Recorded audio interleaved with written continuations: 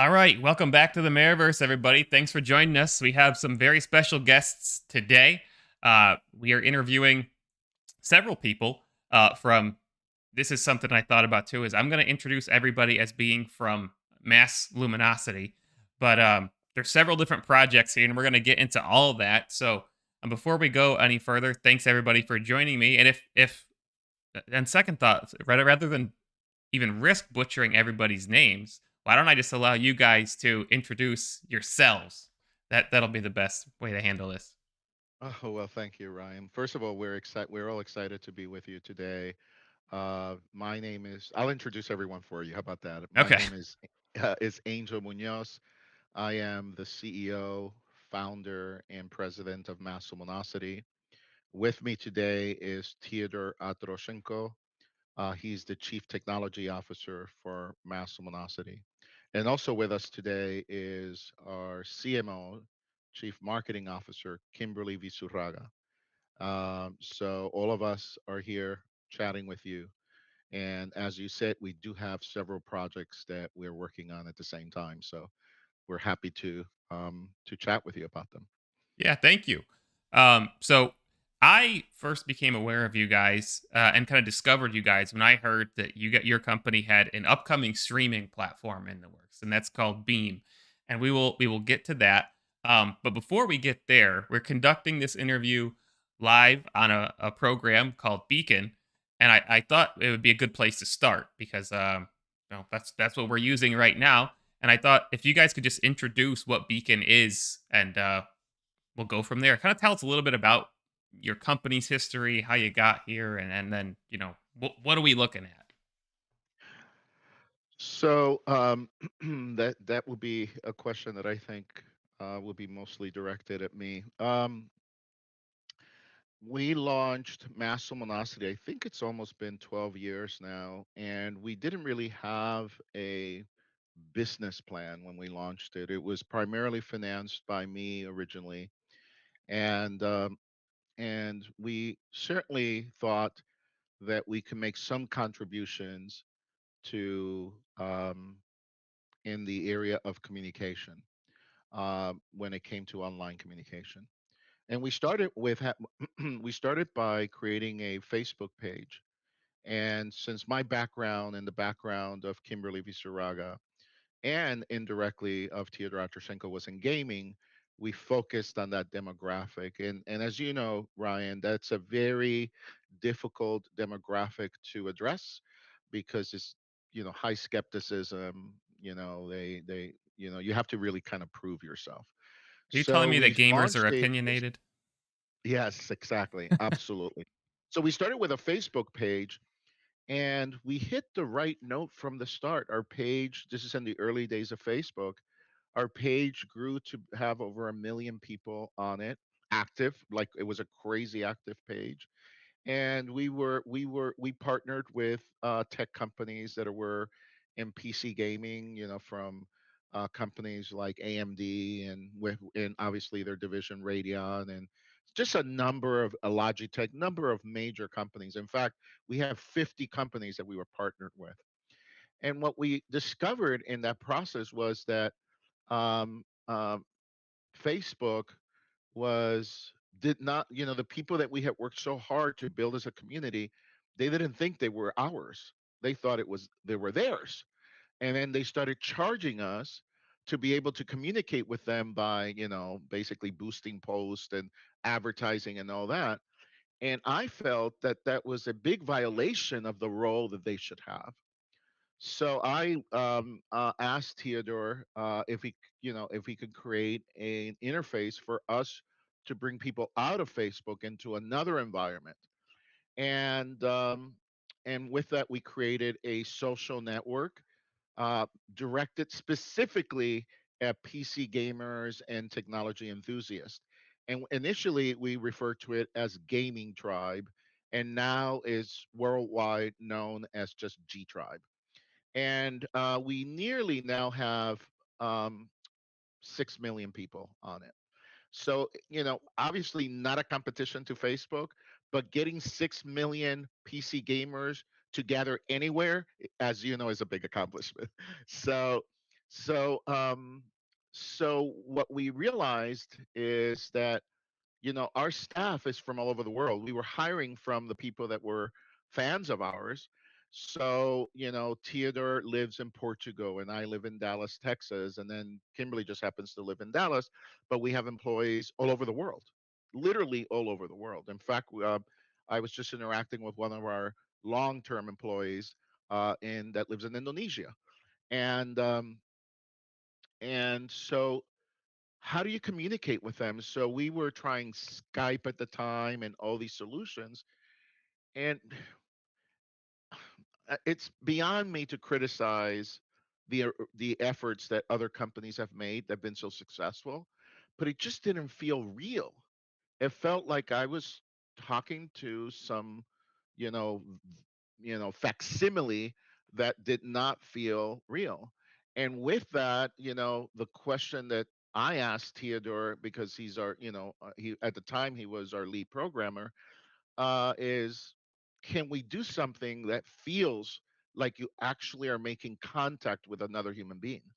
How can we reduce the technology to such a point by in the fact of the obvious UI and all that to make it seem like you're talking to someone else? And um, it took us 6 years of hard work for this that you're experiencing now. And we discovered a lot of things along the way about how we can suspend this belief and make it seem like you're actually talking to another human being. And that is basically how Beacon came around. Beacon in itself has nearly 650,000 users from all over the world, and we just launched it a little bit over a year ago. Now, when you say that, I like that line that you just used of making it feel like you're having an actual interaction with an actual person. When you say that, do you mean like visual and audio quality, or what else? What where does that phrase and that ideology come from? Right. Um, yes, the visual characteristics are important, but there's just not quality alone. There are visual cues that we use as humans that we can interpret as something that is attractive or not.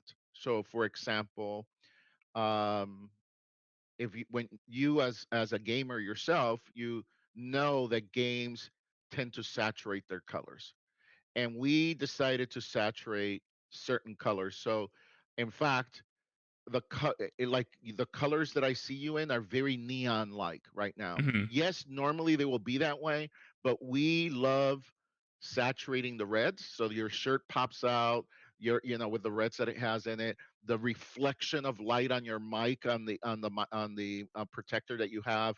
It's all you have actually one strain of hair that's capturing the red, and it looks incredible.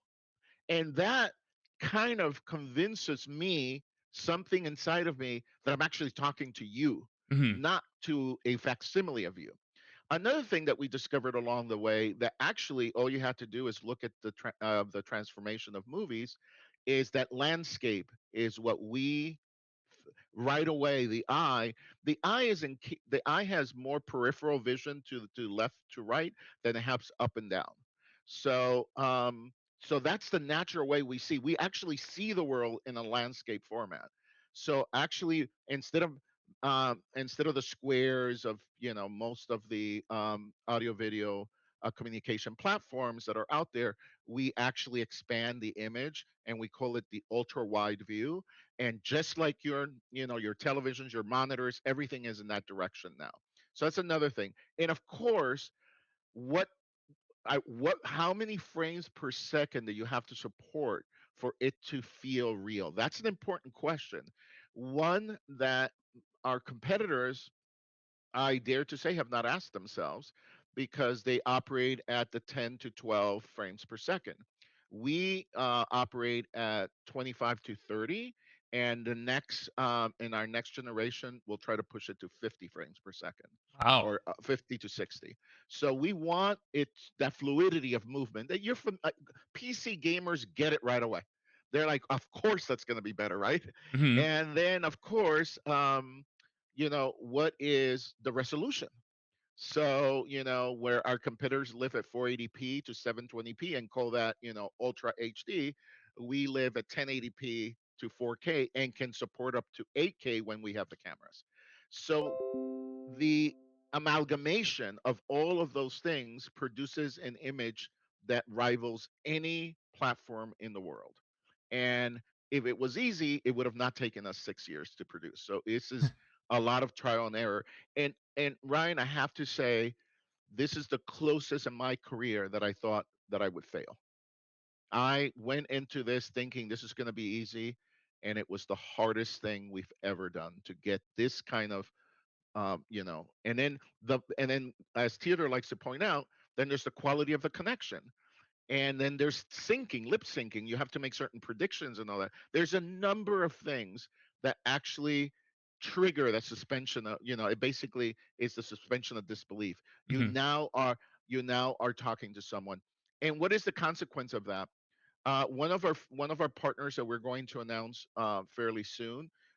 Kimberly and I talked to him a few times. I've talked to him for months on Beacon, and then he flew to Dallas to meet with us, and it felt like I've always known him.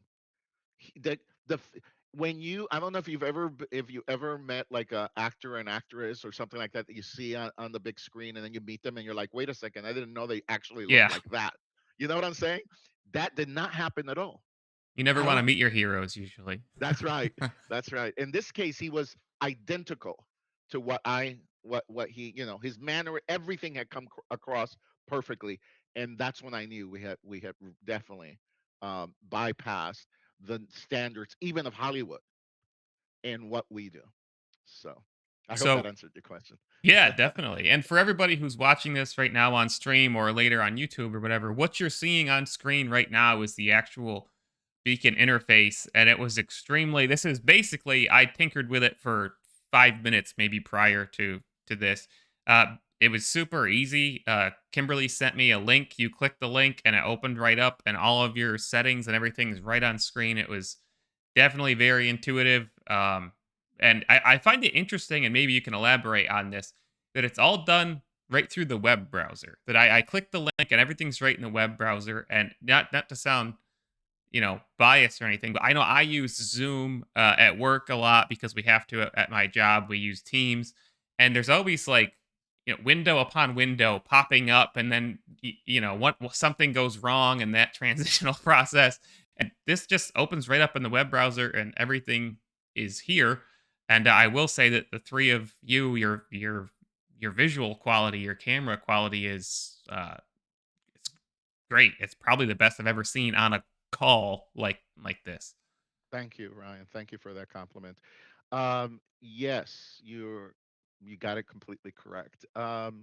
The fact that we actually do all this in a web browser is by far the most revolutionary thing that we've done. Now, we didn't invent the concept of doing these kind of calls on a web browser. In fact, there is a protocol called WebRTC that stands for Web Real Time Communication that was actually created by Google, and it's the standard that all platforms that do video conferencing are based upon.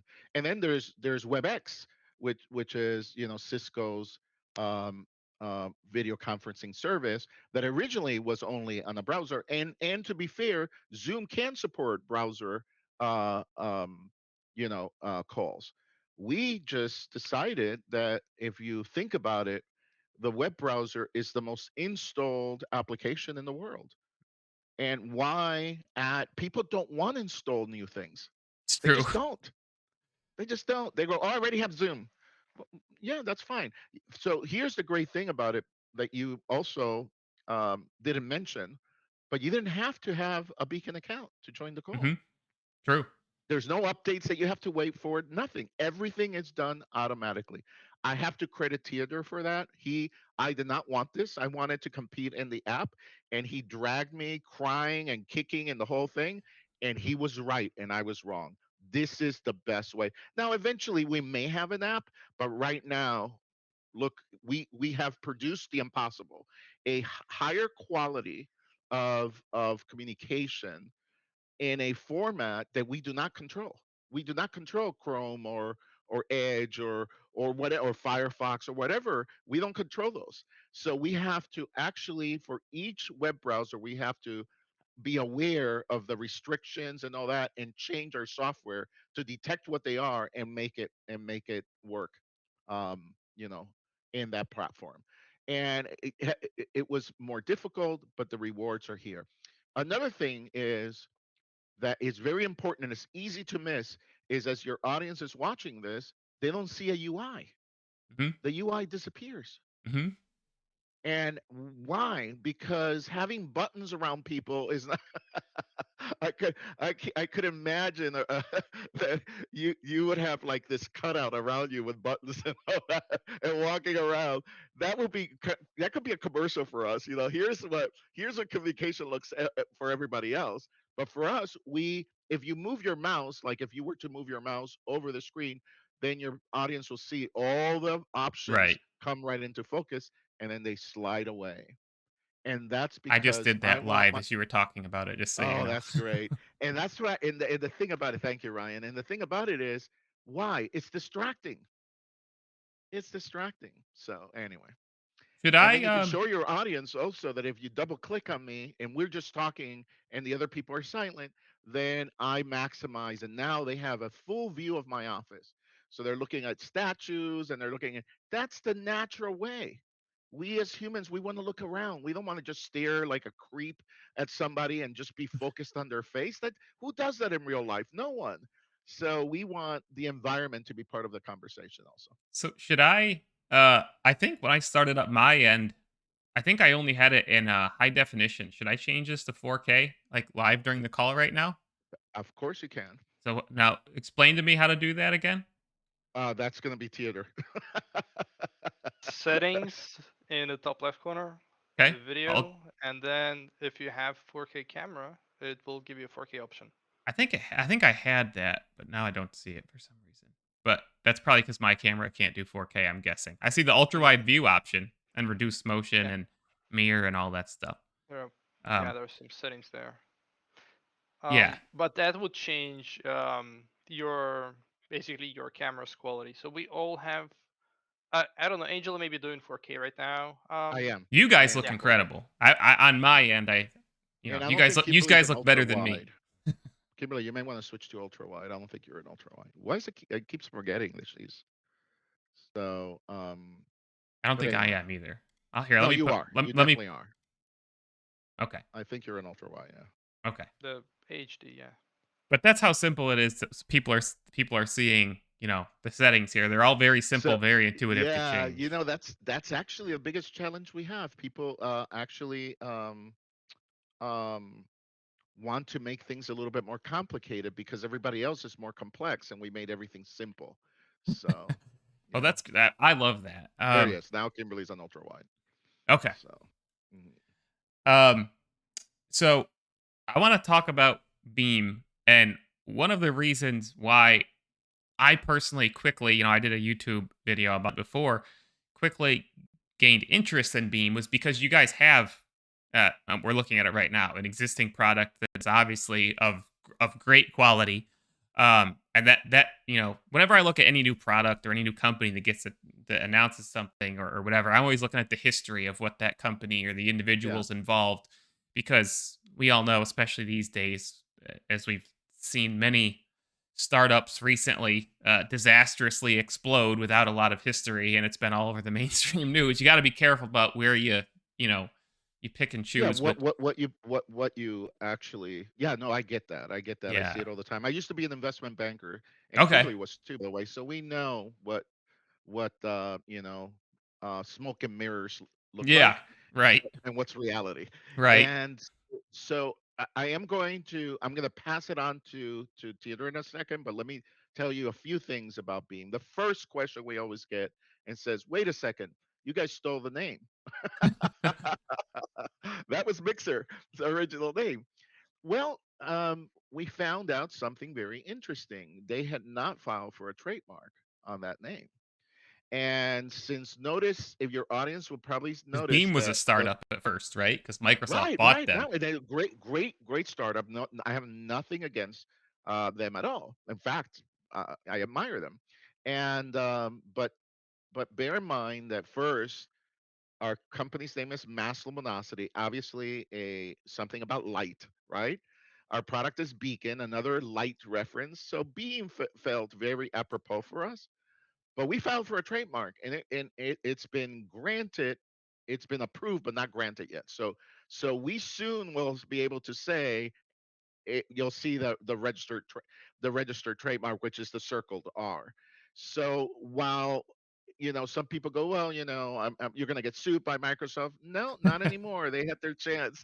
That plus Sorry, Phil Beam. Spencer. Yeah, I love Phil. I love Phil, so I don't want trouble with him. So, but what I would say to your audience is that we love the name, and we went through the process. We had to publish that we were going to use the name. Microsoft did not see a problem with it, and we are Beam, but Beam in all caps. So that's our brand. So when you write the word Beam, you have to put it in all caps if you want to be proper to that. And it's gonna, one of the reasons that they claim that they couldn't, that they wanted to change the name is because they couldn't, trademark it in different countries. That was not a problem for us. That's So good to anyway, know. I'm not sure. I'm not saying that that wasn't the real reason. I'm just Right. saying that I don't understand that, because ours is going to be, it's a registered trademark. So Well, so all the way mix across. the mixer name. I don't think It got helped them mixed up. It from got mixed from up, didn't search it? engine optimization. Yeah, I don't think it helped them very much. But Yeah, it didn't help at all. yeah. So with that, I'm gonna pass you on for a second to Theodore, and then Okay. I will be coming back. I have to run over and talk to one of my I have a person that's waiting for me over there, and then I'll be right back. Okay. Okay. All Sounds right, good. Theodore, I'll leave it to you. So Theodore, Um, give us a little intro, quick, as to mhm. who you are and what your role is. All right. So I started working way back when it was still a Facebook page. Um, Probably around half a million mark, I would say. So I was there when it all grew and developed, and then we did some projects with Facebook first. So we had some um, Facebook apps published that would help those interactions and communication with the community. And then Facebook started limiting those, and that's when Angel came up with the idea of, well, let's create something external where we can have people reliably within our reach. Um, and then that's how G Tribe was born, and then over time developed into this fully functional platform that people spend their day on. They can come in the morning, open it, leave it in the background, and then come back every half an hour, check what's new, talk to their friends, read some news, make some posts. So it's they're basically using it in their daily lives as a social network tool. And then Beam comes in where Beacon um, again shines. But let's say, so we have the skull, right? So you want to stream it. Think of everything you have to go through to stream the skull.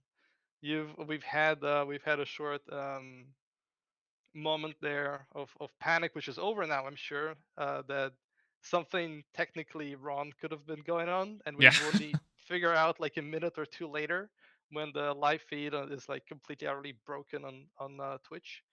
And well, if we want to remove that pain from people who are trying to do these interviews, trying to do calls, trying to broadcast conversations or podcasts, um, what better way is there to than have a built-in streaming solution? So this is before even Beam had a name. The thought was, why don't we create a tool that allows you to one click and launch the call? There's a countdown, there's intro, everything's preloaded. You guarantee that it will work because all the status is indicated. Everything's handled internally on the servers. You're not messing with any software. You get a recording afterwards. It's just magically happening. Everything is all magically configured and set up. And then, of course, when you're having a stream, you want the feedback, you want the comments, you want to see how many people are viewing it. Maybe you want to have some add-ons, some subscribe buttons, and all that stuff. And then we're starting to kind of see it build up upon just that single broadcast of this page that you see for people to look at in real time. And now we're building all those social features around it. And now we're adding the community features around it. And we're adding, the subscriptions. Maybe we're adding monetization features. Maybe you want to have paid subscriptions, paid access. And now we're talking about a full-blown streaming platform. So that's kind of where it started building up. And we're like, okay, definitely something that we should pursue. And with technology that we have right now, we thought that we can take on Twitch, that we can really use what we have, use the code that we have, and go out there and say, okay, we're gonna do podcasts better than Twitch does. We're gonna do interviews better than Twitch does, and then maybe over time we'll do games better than what Twitch does, with our approach to it, with our solution, unique solutions to these common problems that have been overlooked by Twitch for years and ignored and overlooked. And of course, there are a lot of things that we were still going to discover and address. And I'm sure there'll be new problems created on Beam specifically.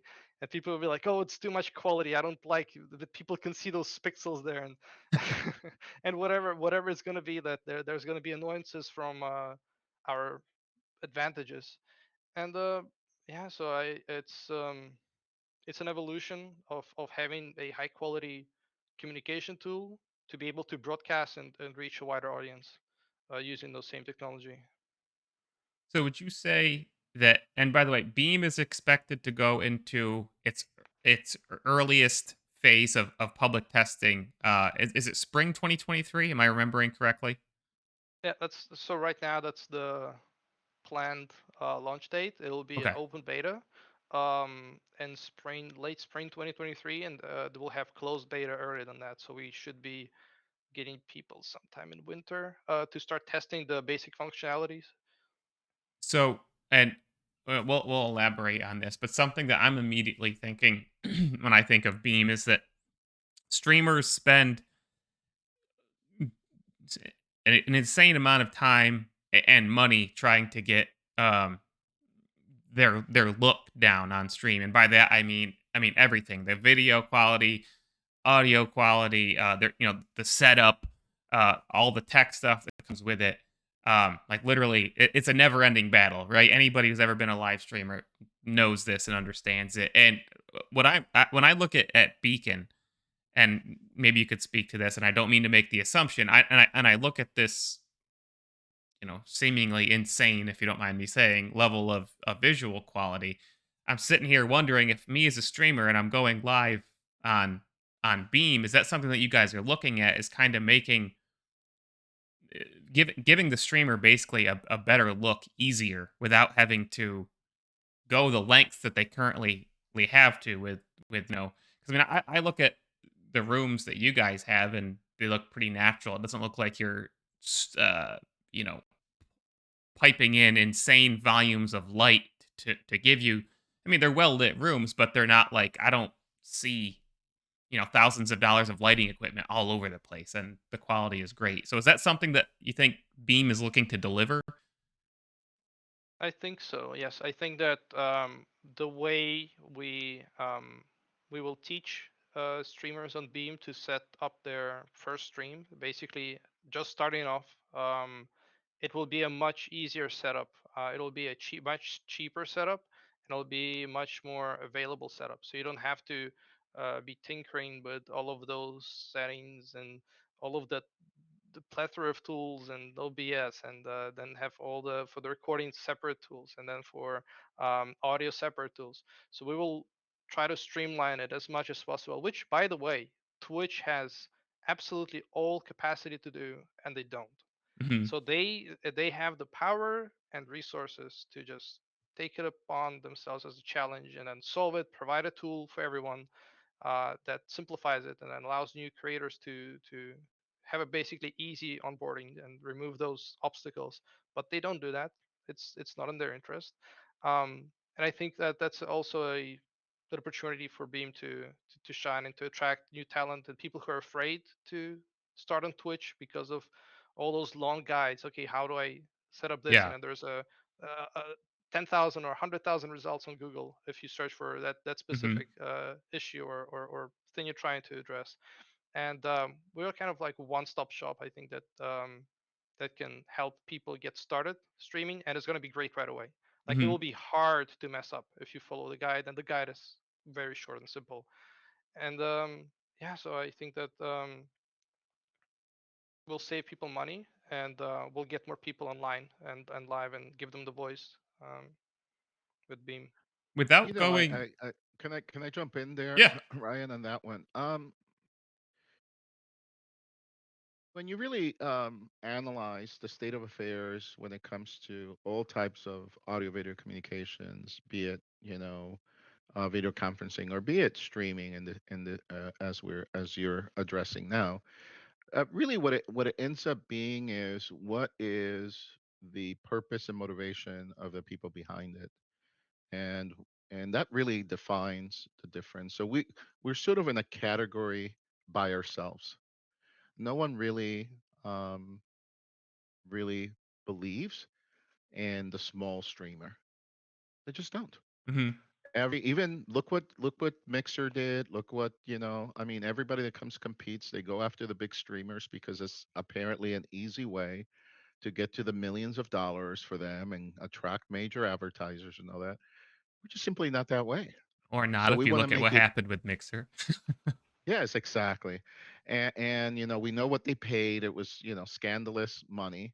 And streamers will take it. I mean, if I came to you Sure. and I said, "Listen, I'll pay you X amount of dollars and want you to stream from Beam," you probably would do it if it Yeah. was a good offer. But it wouldn't be sincere. Mhm.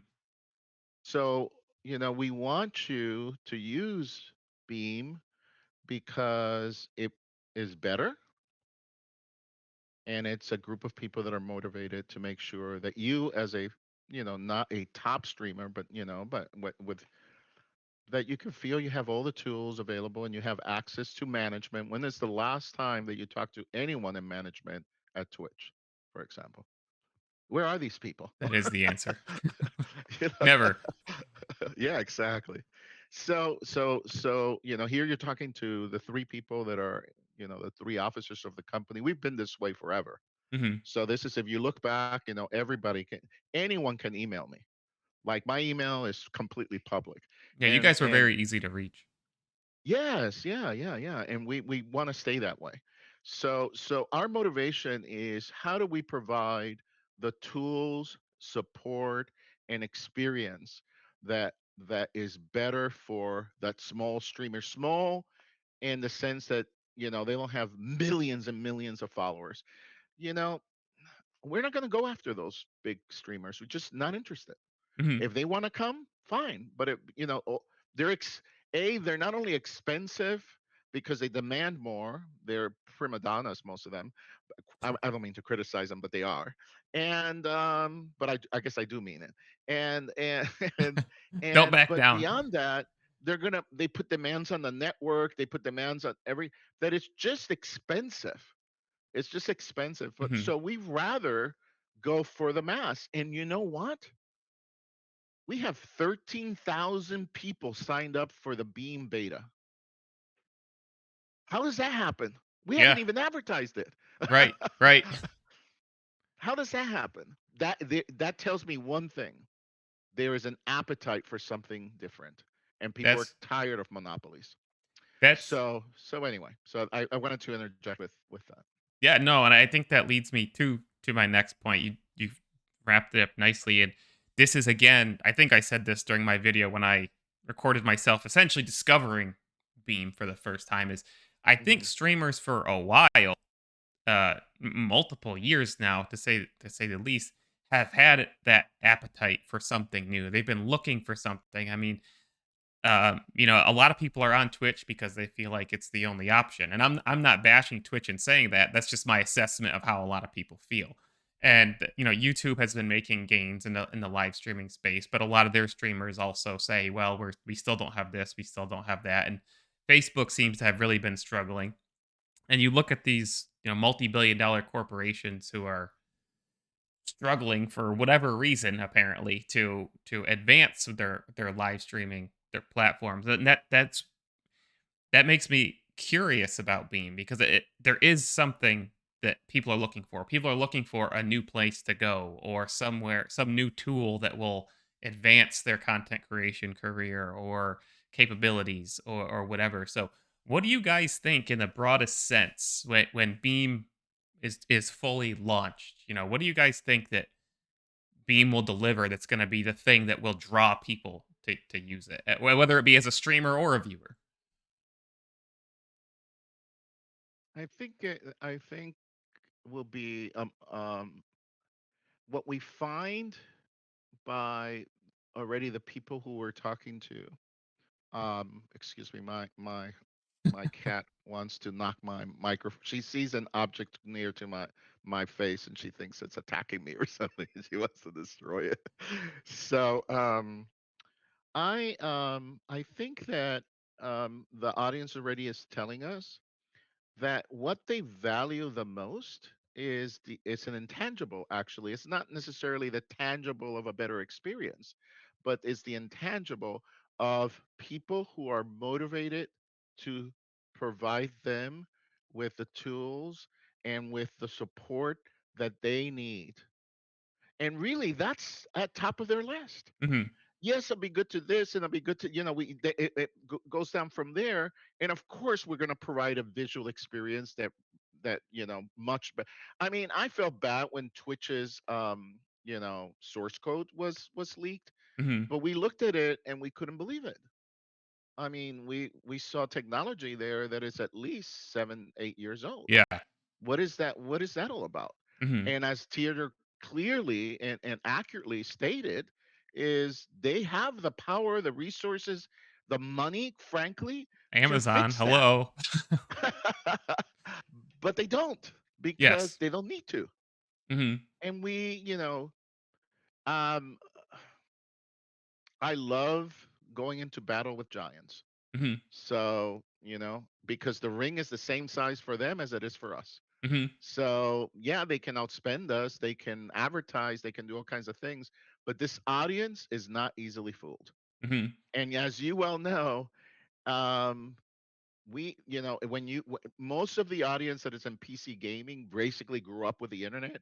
They already they have ad blockers built into their brains. Yeah. They can. I saw it with my kids. They read around ads like it's not even there. They're just Hmm. obstacles. It's like mental game. Yeah. So if that's the way they're going to intend to win, that's not the way to win. You That. have to have what I don't like the term advertising campaign. In fact, I actually despise it. But I like communication campaign. How are Hmm. we going to communicate who we are? Yeah. And that's what we're going to do. We're about the person that is not only we're about the streamer, but we are also about the people that are tuning in to stream. What are their needs? What Hmm. do they want to know? Yeah. So the theater, do you talk about some of the unique things that we'll have on Beam?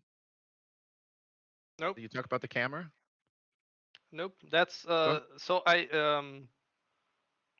kind of left it out Mhm. for the after. So when you Yeah, go mentioned ahead. the lighting, the only reason you need the $1,000 worth of lighting is because your camera sensors are very not sensitive Right. to light. So that's the only issue. You need a good camera sensor. The good camera sensor is expensive. Hmm. So you either spend thousands of dollars worth of lighting equipment, or you spend a few $1,000s on a good camera. That's what you would see in a guide for a streamer. Hmm. Well, you have a super good camera laying on your table right now, somewhere near your table with you inside your phone, inside your smartphone, and it has been mentioned in some guides recently, um, over the past year or two, that started being one of the ways to approach it. Angel and I are using iPhones for this, and it's not. We're There's we're no in capture iPhones right card. now. Yeah, there's no Okay. capture card. So There's the nothing. camera we're They're using, I think, and let plugged me in. clarify, the camera we're using is an iPhone. So he has an old iPhone, I have a newer iPhone, and look at it. Yeah, it looks amazing. So Angel is on wireless, so it doesn't require cable. I'm using a USB cable to plug it in. Works just like a webcam. No need to buy expensive lighting. It just Mhm. natural lighting works perfectly. It, right there, saving so much trouble and setup. And I can stream from here. I can stream from any other room. I'm not tied to anywhere. I'm flexible in that just because I have the power of basically that highly advanced sensor. That's what everybody already has. Mhm. It doesn't have to be an iPhone. Android, same thing. Mid to higher tier phones are all perfect for streaming. You don't need a webcam. You don't need to buy uh, some fancy top of the line with RGB lighting. You just slap your phone onto your monitor or on a separate stand, and that's it. So that's going to be supported out of the box. So basically, you get a Beam app on the phone, you use it as a camera. So you don't need to fiddle with anything. You just press start and it just starts streaming from there. And then you see it in your dashboard and you control how it looks like. Have it a separate stream. So it's the I mean, am I giving away secrets here? Well, I guess not because everybody's gonna see them very soon well, and in Apple, Beam Beta. yeah, and Apple already announced that they have that That their whole thing. interface for Um, iPhones and all that. So we were a little disappointed that they quickly announced it because we wanted to show how beautiful it looks. Like, Mhm. right now, Ryan, I'm looking at my monitor, and on top of it, there is a company from, is it New Zealand or Australia, that made the that theater found. Actually, I found it. I found that one, I think. We were both looking, and I think I found that one, and makes a beautiful attachment for a monitor. It's the best one in the market, better than what Apple is offering, by the way. And it's attached to the back of my monitor. It's right over the screen, and it has one cable to it, but the cable goes straight to power. So I'm wireless. So bear in mind that my audio is connected to my PC, but the video is connected to wirelessly. Mhm. So theater had to actually create algorithms so that that it's somewhat lip sync. Of course, it's going to go off once in a while, but that whole lip syncing is managing packets that arrive at different times. Okay. So and when I say theater, he has a team of people. Obviously, it's not just Mhm. himself, but I'm just saying that is the way we looked at it. We want to make it easy and fairly inexpensive Mhm. for you to start streaming. And so many people, how many channels have been reserved? Is it 2,000? I think it's over more than 2,000 channels of more than that. name of channels have already been Mhm. reserved for Beam, and it hasn't even launched. So Yeah. think about, if we were a network, like a television network, and we say we're launching with 2,000 channels, it'd be a big deal. Yeah. Yeah. Not that anybody can watch that many channels, Yeah. but yeah. And by the way, I thought it was incredible how you quickly looked at our the website animation that we put out and figured some of the things that we are going to bring back from Beam, ec- be it Mixer. Yeah. So you did figure it out, by the way. So I compliment you on your investigative Yeah, powers I was there. gonna say I consider myself an internet investigator for whatever that's worth. Uh, just a skill that I've gained over the years, I guess. Yeah. So you did realize that one thing that you say that you liked about Mixer is the fact that you can go from stream to stream and that it highlights sort of the best moments and all that. Mhm. Yeah, that's definitely coming to Beam. Okay. We just want to make it easier for you to have a really good experience. Mhm. Not everybody is a super fan that has to sit there and listen to Right. every word you say, Right. but if it's within your interest, you should be able to easily and allow AI just to guide you, and Yeah. then you can give a thumbs up, a thumbs down. If you give a thumbs down, it won't use that one anymore. I don't want to see that person. That Yeah. person, I don't like that. Okay, that's a So good so it's gonna. confirmation to have. I like that. And then another thing that we'll have, since you were asking the question about how we're different, is the fact that and theater was heading in that direction. So I could have showed it today, but we don't have the buttons on Beacon because they're Beam. But think about it this way: there's lots of applications, but let's just say your audience right now, whoever's tuned in, they are watching me speak and they're watching the camera that's in front of me, right? But I could have had a tripod here on the side with the iPhone that I have here behind me, and then they can select what camera they see Ooh, me I through. like that. And it's Think not about just it. that. Hold on, Theodore, before you give out the great news. But think about the application of that simple thing. If you let's say that you're watching a live music event, and let's say you just happen to be into drums. You don't, yeah, you like the singing, you like this, you like the other thing, but you want to watch the drummer. So let's say they have cameras on every single one of them. You select what instrument or what part of the to watch. You are in charge. You're the one, not some guy making decisions for you of what you see. You are in charge. We're going to put the viewer in charge, I like and that. that's different. I So go like that ahead, a Theodore. lot. Now That's a lot of potential. give away the big stuff. So what you see here, so this was again right from the start when you're thinking of how Beam is going to work or how is it going to look like. We are not doing a well, okay, yeah, that's a bold statement, but basically we are not doing a single video stream that goes into your computer. We are separating out individual streams. So say this right here. Let's say I actually want to watch Angel during a live so as a viewer. I want to watch Angel. I can double click on him as a viewer, and I see him full screen for myself, and everybody else maybe a small window, so they're still visible. Not like exactly like here, but basically I have control over like even if it's an interview, I have well, of course, optional. There's a way to switch it off, but I have control over what I see on my screen. I have control over individual streams. And let's say during a gameplay, you're doing an overlay. If you opt out of doing OBS overlay with all the fancy frames and everything, then your video is floating. You can drag it around. You can drag your webcam video overlaying the gameplay to any corner you want, or you can hide it. So you can just watch pure gameplay. You don't have to look at the person, A lot of viewer or you control. can absolutely. There is so Absolutely. all of the power Absolutely. of this, and then let's say you watch this on the computer. There are four videos like this. Then you switch to a phone. They're stacked one on top of another. So it's Right. always so you're not squishing S- anything. You're Hmm. not squishing. You're not Yes. trying to Everything turn is it. You're not dynamic. forcing the person. It Hmm. it flows. It covers the whole screen, no matter the orientation, no matter the size. Is it a square? Is it 4:3, 16 by widescreen? It will cover the screen. It will dynamically change dimensions to suit what the content that you're watching. And so that's the power of that we have. Again, um, a lot of technology from Beacon borrowed for that, but it gives a new uh, not just control, but it gives a new experience, cross device experience. You can have the stream on your phone of the camera, and then you can have the gameplay on the computer, or the other way around. I love. There's an easy way you just separate it.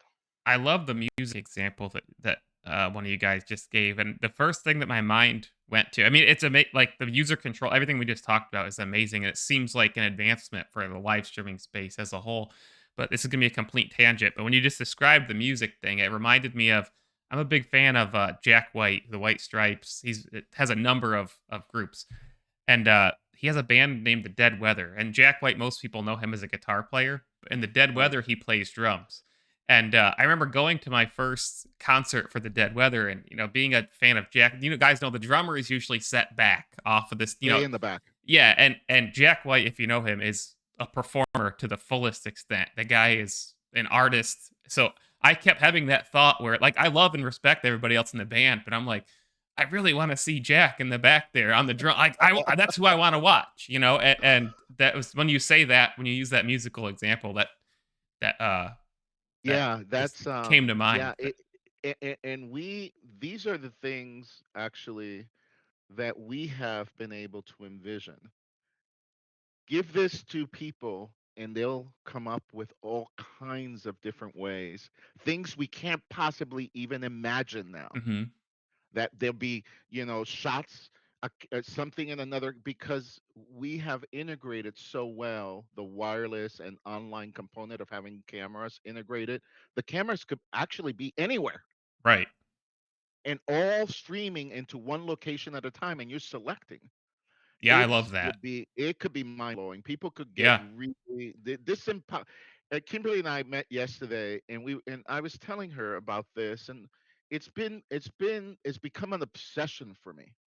Um, the biggest danger that we have right now in society for that is impeding this incredible era that it's slowing it down. Nothing really is going to impede it, but it's the empowerment of humans through technology. And we are using the most advanced algorithms and artificial intelligence and all that for the benefit of people, not for the benefit of our company, but for them. So we are Prometheus, giving fire to humans so that they can actually, we hope that we don't get as punished as he was. Uh, I I like my liver where it is in my body, and I don't want to lose it to some bird that's going to eat it every day. But I'm just telling you that that is how we feel. So when we integrate it, for example, uh, we integrated artificial intelligence into this call. This call has I can summon a our artificial intelligence entity that we've called Sammy, and she will appear and she can do all kinds of different things right on this call. Right there, that's going to be the same for Beam. Right there, that just changes the game Hmm. because no one can. How long will it take a company to integrate something like that? You're talking years, Right. and we already have it. So will his Yep, audience yep, see? yep, Okay, yep. You can do that. okay, here it goes. Hey, Sammy, Yes, Angel. take a picture.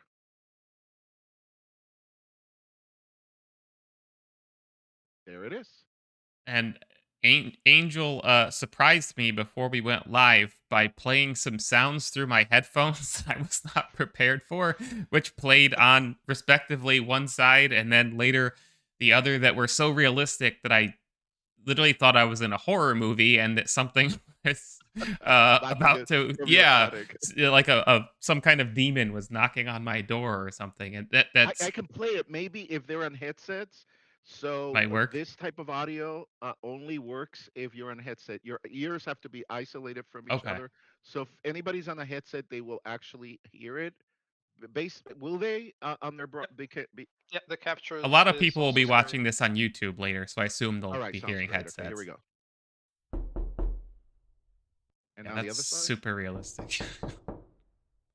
And let me play music for you. Can we do that? Let's see. Uh, Don't play it for long because they'll get DCMA'd. To the sound. And that's being played through an AI? Yes.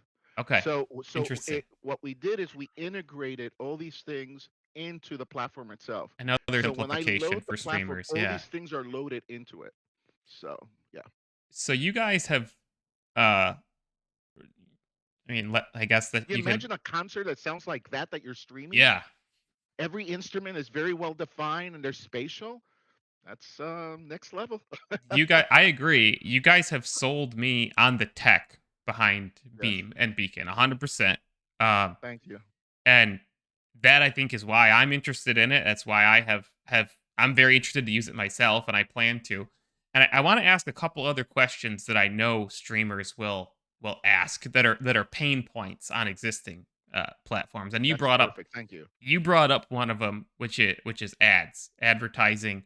And I wanted to ask about that because on Twitch right now, and not to just stab Twitch in the back, but it's universally accepted that the ads on Twitch are very intrusive, that streamers don't have much control over the ads, that it diminishes the live streaming experience the way that they are presented on Twitch. I have always believed that there is a better way to do ads, that's not the only way to do it. So I wanted to know, because you guys have to be able to make money, right? You're a business, and I'm assuming that advertising it's most online businesses integrate advertising in their business plan in one way or another. So I'm curious what your approach is. Right. Well, most do. We don't. Oh, So our network that I mentioned earlier, G Tribe, is absolutely 100% advertising free. Okay. It's supported through subscriptions, Mhm. and we do different things to make sure that it stays viable, and it pays its bills, and the audience basically supports it. But when it comes to streaming, there is a more appetite from large companies to try to get their messaging. And what I think works best, and I've thought a lot about this, Ryan, is why not create a pool of advertisers that the streamer can see the ads and select which ones he wants to support. You're going after my heart here. I have wanted that for so long. I think it's the only real way of doing it. If an advertising is not getting play, up your game, mister. You know, the audience is telling you that they don't like your ads and probably don't like your product. Mhm. So why not allow the streamers and your audience to have choices of ads that they like to see? I remember, by the way, one of the best ads I've ever seen was created by AMD in one of the Radeon ads. I watched that so many times. I thought it was genius. Theater and I still watch it once in a while because it cracks us up.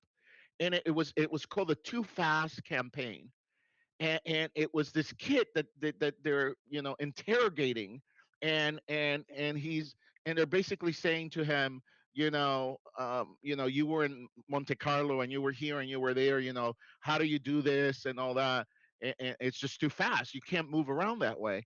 And to me it was so on target. So so I like ads like that. I actually want to be advertised that way because it's funny, it's entertaining, and I'm telling you, Ryan, I must have watched that ad hundreds of times by choice. I love the thought of I mean, like I said, advertising is part of our everyday lives. It's part of business. It's one of those things. It's gonna have to exist at some level, right? It's not going away. So all the streamers that just think that okay, platforms shouldn't advertise, I've always thought that that's unrealistic.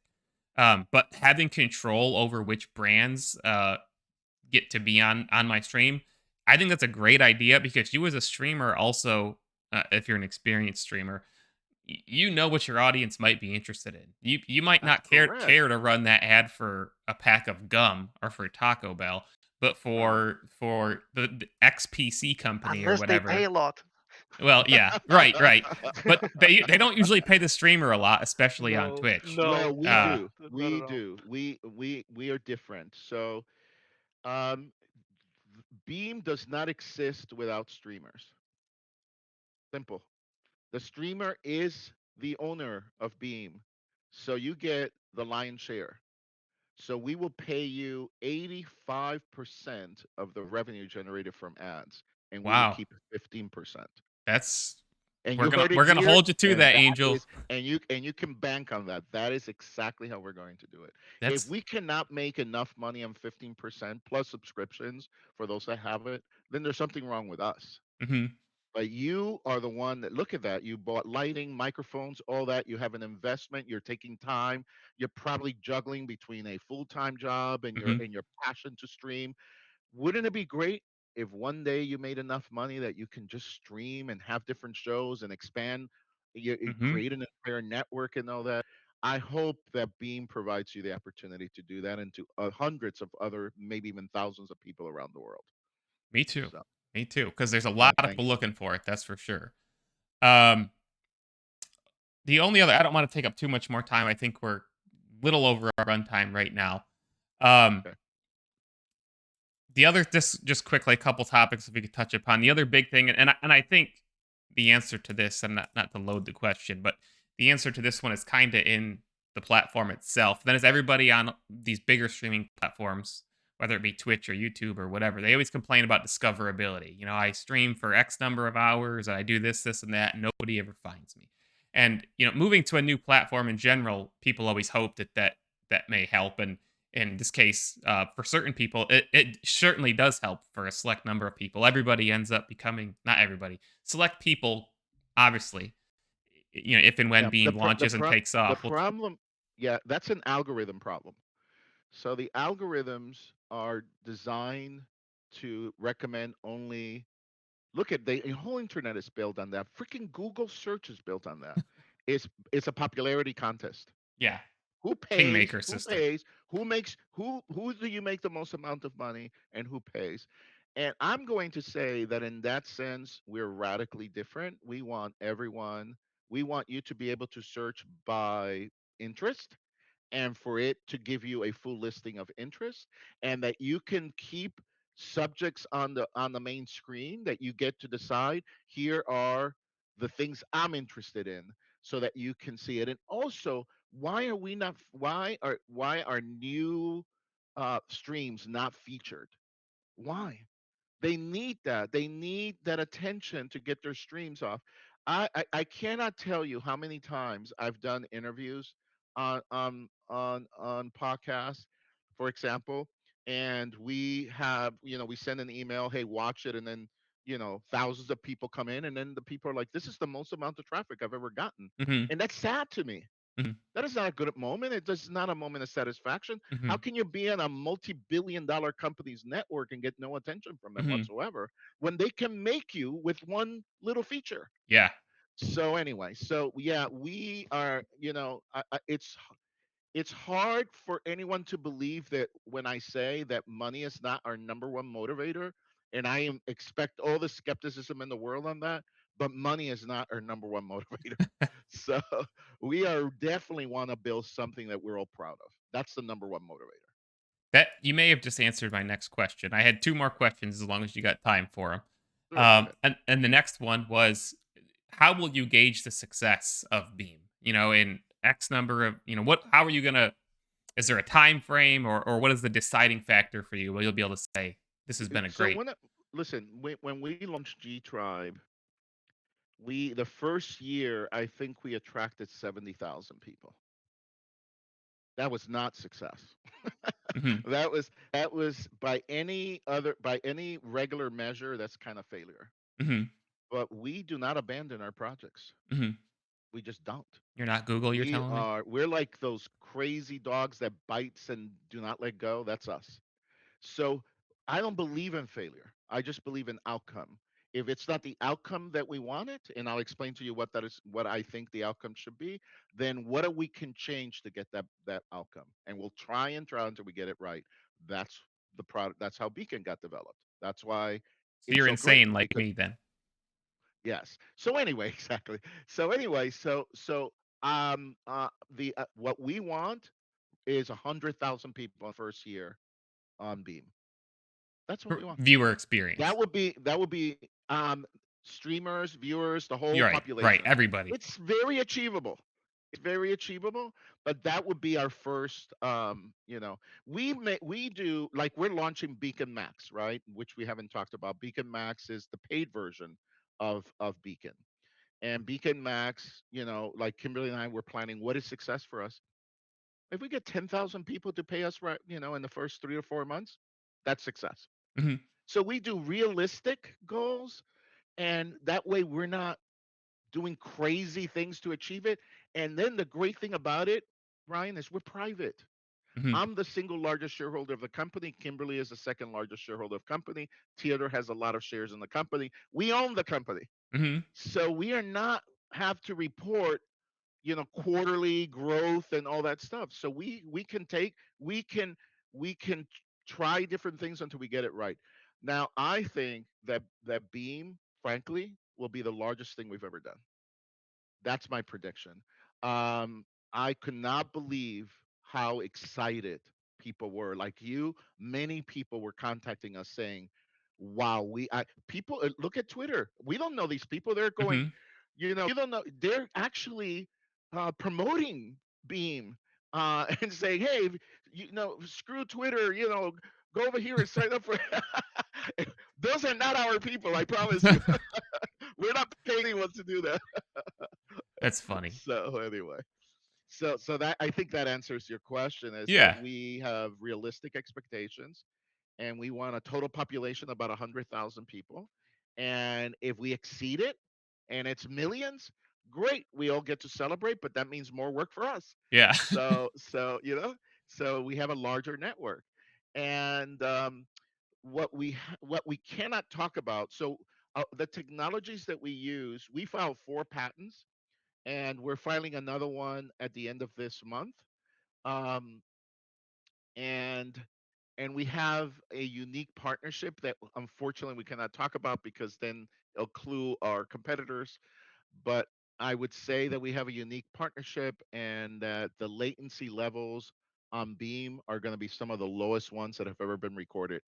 And obviously we are not going through AWS, which is, Mhm. you know, Amazon again, you know, Twitch territory, Yeah. right? So, I always laugh that. Theodore, do you want, before he had last question, you care to comment on the latency and what we're gonna be offering? Yeah, just a quick comment. I think it's we want, again, browsers help with this. The latest technology, the latest protocols, not using um, the OBS way of streaming, but let's say you're launching a stream like this from a browser. There's zero latency. There's zero delay. People see it right. They see it live. You can add an artificial latency if you want to have a way Mhm. to stop the stream before something goes out live that shouldn't. But out of the box, it's less than a second to stream, so you know if there's an issue. Of course, we control the whole experience, so we would prevent those from happening. But even if something goes wrong with the way things are displayed, you know instantly. So the latency will be sub-second everywhere. The whole all resolutions, the whole world, Yeah, even on the the whole even world. There you go. anywhere, anywhere. So we're not tied to geographic regions like Twitch kind of is with their Mhm. AWS data centers.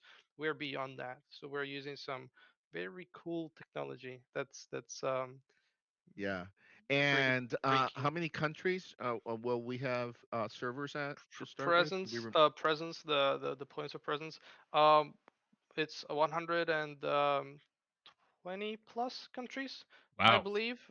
Yeah, so So we it's not it, launch. Think about this. We launch in 120 countries to start. So we're Most people serious. can't name 20 countries, let alone launch in 120, right? 120. Much less 120.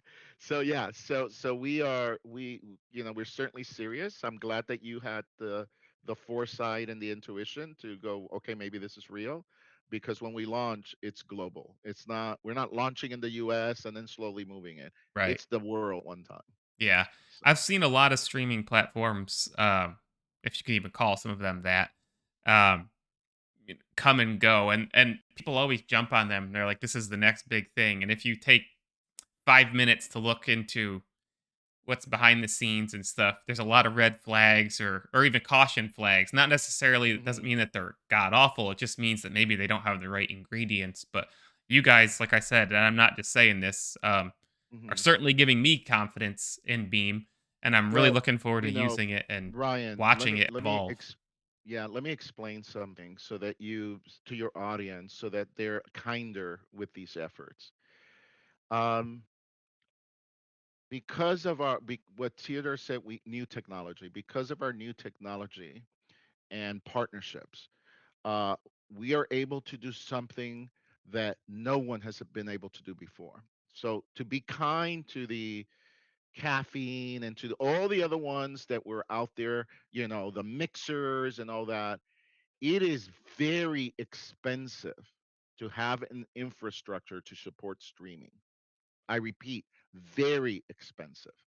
So it is easy for a company, even if they get a couple of things wrong, like you're saying, red flags or cautionary flags, that to fail Mhm. quickly. Bear in mind also that a lot of these companies raised a significant amount of money from investors to do these projects. Mhm. And then within a year, they're gone. Mhm. It's not because necessarily they were, stealing money or anything like that. It's just the expense of infrastructure. Yeah. The way that we're doing those expenses are very much under control, and we feel that we're going to have an advantage against, for example, again, Twitch and Amazon, that they have never seen before. They have never seen someone that is going to come into the game and say, we're global, we have servers everywhere, we have minimum, latency, zero latency in some occasions, depending on the state of the internet. That is a whole different paradigm. And so when we launch Beam, which launches next year, it's going to be fun. It's going to be fun. I wonder what kind of crazy things are going to come from Amazon towards us. So if my Amazon account, and I'm a big client, I can't buy stuff on Amazon anymore. I will call you, Ryan, and let you know they're thinking of me. But, I always thought it was funny that you referenced AWS, and Twitch has been through a lot of weird ups and downs roller coaster over the past 5 years.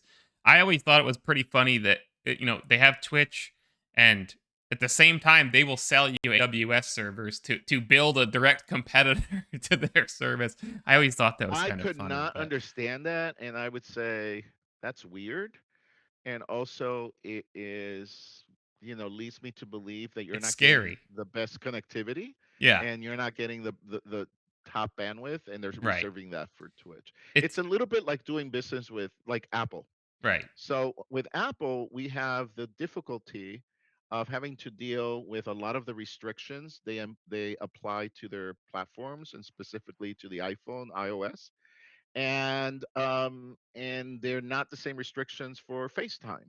Mhm. So we have to navigate a tremendous amount of difficulties, technological difficulties, to make Beacon work on their platform, while theirs has full access to it's I think one day these that will be illegal. I just Mhm. honestly think that is, big guys, slowing down progress is what it Yeah. is. But that's for the courts to decide. We adapt to the circumstances. We complain. We all complain about it, and it's a big complaint in our in when we are talking to our software engineering team. Talking about Apple it's like it's the new four-letter word for Mhm. us. Yeah. And I'm a big fan. I've always been a big fan, Mhm. and I cannot believe it. It's true. It is. They make it very hard, Mhm. and that should not be that way. Yeah. So anyway, so we adapt, and in the case of AWS, we decided that we use them. We have servers, and we'll turn them on and use them, but we're not going to depend on it. No, Yeah. not at all. Yeah. So All right, before we end, I think you've kind of answered this question, but I just want to give you the opportunity to answer it. Um, where do you guys see the live streaming space in 10 years? That's my one of my final thoughts that I want to end on. it's not going to be even a big deal. It's going to be so integrated into our lives that it's going to be streaming will be kind of the way we live. Is it even possible that we're always streaming Mhm. and our lives are just, entertainment for someone else? It's the Truman Show. Somebody, the harshest email I've gotten today, the only harsh email I've gotten today, was someone who told me that streaming is dead. And I was like, what planet are you from? There are more streamers than ever. People don't do it. Oh, well, they're not making money. You're right. They're not making money. That needs to change. But that tells you that it's more powerful than just money. Mhm. And when something is more powerful than money, you cannot easily destroy it, because what Mhm. do you can take away? Nothing. Mhm. People are doing it on their own. Did anybody buy your equipment? You told me that you got the headsets Mhm. from a company, Mhm. but otherwise you bought your equipment, your lighting, everything, because you're passionate. Mhm. This is your passion. You want to, for whatever reasons in your DNA or in your mental upbringing, you want to share information with others. Mhm. And we want to be there with you, Ryan. We want to make it easier and empower you along the way. And that's our mission. So I see streaming getting stronger and, quite frankly, being part of our lives. So I love it. that's where I land. I love that answer. Passion all Mhm. throughout. So, thank you very much for your time. I apologize that I ran over time a little bit, but we had a lot of questions, and I think we had a lot of good discussions. And I just want to leave everybody, besides the thanks. with where should people be watching? What should people be looking for? Where should they look for updates on Right. Beam and So Beacon? so it, if they wanted to experience what they just saw on Beacon, they can start by going to beaconx.com. X is the free version, so they get to try it and see if they like it. There's not a paid version yet, so there's no pressure of doing anything else. If they want to follow the development of Beacon Max, we have beaconmax.com, so they can go there. But to follow the development of Beam, they go to intothebeam.com. And in fact, I think, Theodore, you can correct me if I'm wrong, there's still, we have not, did we close the beta sign up, or is it still open? It's closed now, so you It's cannot sign closed. up to the closed beta. There's gonna be open beta that anyone can join, but the first closed beta that's the list is full. Okay, great. So anyway, but they can into the Beam or in the Beam, both work. So whatever you remember, in the Beam or into the Beam, are both the domains to track Beam. And then Mass Luminosity, the parent company, is at massluminosity.com. And then G Tribe is thegtribe.com Okay. or gamingtribe.com. All right. Well, thank you very much, guys. I am for the everybody watching the stream right now. This is going up on YouTube later. I'm going to put up a be right back screen for the purpose of the stream itself, and for you guys, I'm just going to chat privately with you for a minute, and then I'll be off. Sounds great. All right. Thank you, Thank you, Brian, guys. again for having us. Thank you.